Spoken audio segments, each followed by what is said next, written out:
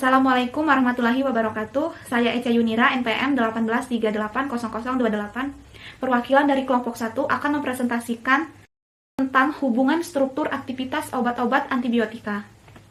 Apa itu antibiotika? Antibiotika berasal dari kata antibiosis yang berarti melawan hidup. Istilah ini digagas oleh Lev-Willemin yang mendefinisikan antibiosis sebagai konsep biologis kelangsungan hidup. Kemudian, pada tahun 1942, Waxman mendefinisikan antibiotik sebagai bahan kimia yang dihasilkan oleh mikroorganisme yang memiliki kemampuan menghambat pertumbuhan atau mematikan mikroorganisme. Penggolongan antibiotik itu dibagi menjadi 3 golongan. Yang pertama, berdasarkan spektrum aktivitasnya. Yang kedua, berdasarkan mekanisme kerjanya. Yang ketiga, berdasarkan struktur kimianya. Antibiotik berdasarkan spektrum aktivitasnya itu dibagi menjadi 2, yaitu spektrum luas dan spektrum sempit. Yang membedakannya adalah antibiotik spektrum luas itu adalah antibiotik yang efektif terhadap bakteri gram positif dan gram negatif. Sedangkan antibiotik spektrum sempit itu adalah antibiotik yang efektif hanya pada gram positif atau bakteri gram negatif saja. Kemudian, golongan antibiotik yang kedua yaitu berdasarkan mekanisme kerjanya, dibagi menjadi 5. Yang pertama, antibiotika yang menghambat sintesa dinding sel bakteri. Yang kedua, antibiotik yang bekerja langsung pada membran sel bakteri. Lalu yang ketiga, ada antibiotik yang menghambat pembentukan DNA atau RNA. Lalu yang keempat, ada antibiotik yang menghambat pembentukan protein pada ribosom. Lalu yang kelima, ada antibiotik yang menghambat sintesis asam folat di dalam sitoplasma. Lalu yang ketiga, antibiotik berdasarkan struktur kimia, yaitu dibagi menjadi 6 golongan. Yang pertama, antibiotik B-lactam. Yang kedua, aminoglikosida. Yang ketiga, tetrasiklin.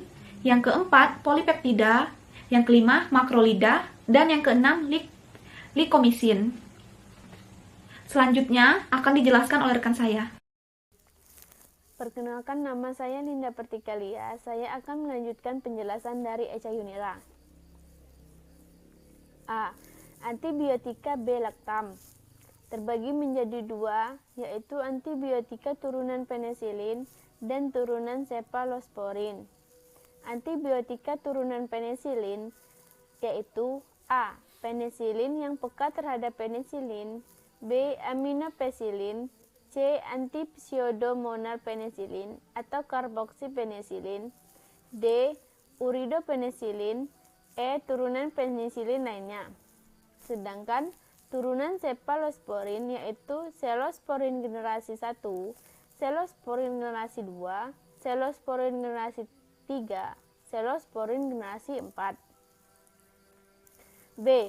Aminoglikosida adalah kelompok obat antibiotik yang digunakan untuk mengatasi infeksi bakteri yang efektif untuk mengatasi bakteri aerob gram negatif dan bisa dikombinasikan dengan obat antibiotik lainnya. Struktur utama turunan aminoglikosida yaitu terbagi menjadi 2. 1. Gugus gula asam amino, yaitu posisi C6 dan C2 harus merupakan target dari penginaktifan enzim bakteri. Ada substitusi metil pada C6 dapat meningkatkan resistensi enzim.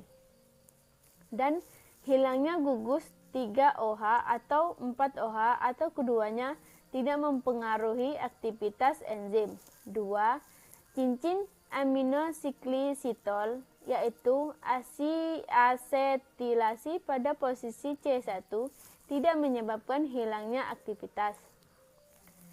N-etilasi dari sisomisin menghasilkan netilmisin yang memperpanjang masa kerja senyawa induk karena tahan terhadap penginaktifan oleh beberapa enzim endogen. Hilangnya atom O dari gugus 5-OH sisomisin menghasilkan 5-deoksisisomisin menyebabkan senyawa tahan terhadap enzim yang mengasetilasi gugus 3 amino. C. Tetrasiklin yaitu obat antibiotik spektrum luas yang bersifat bakteriostatik. Terbagi menjadi 3, yaitu tetrasiklin alami, tetrasiklin semisintetis, dan protetasiklin.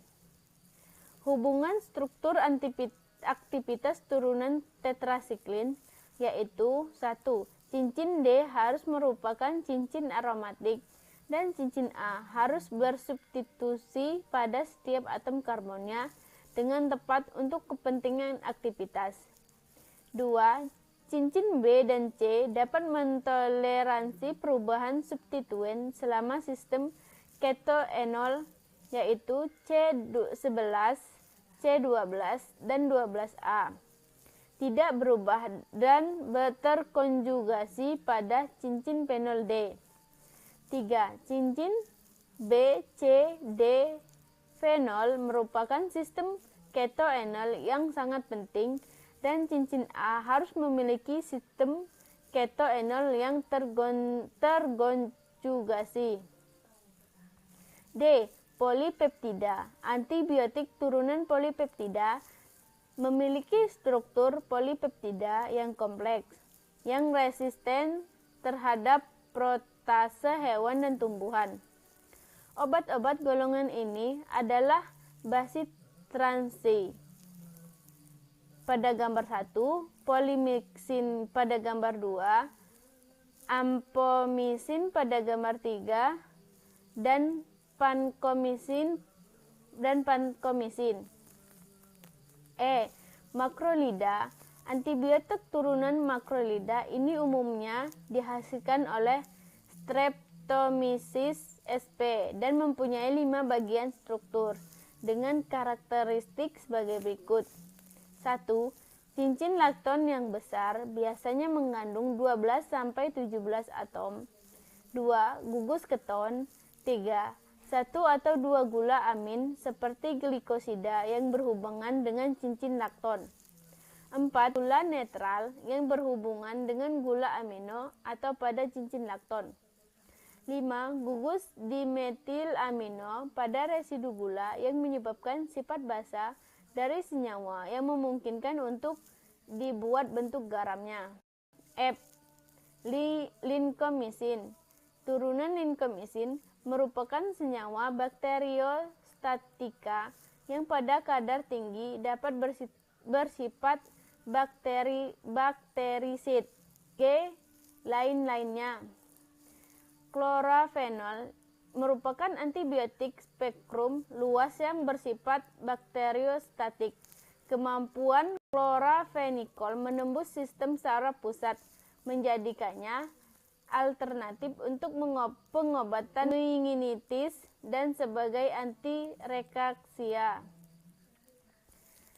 Selanjutnya, rifampisin yaitu diisolasi dari fermentasi kultur Nocardia mediterranea yang merupakan antibiotika dengan spektrum aktivitas yang luas.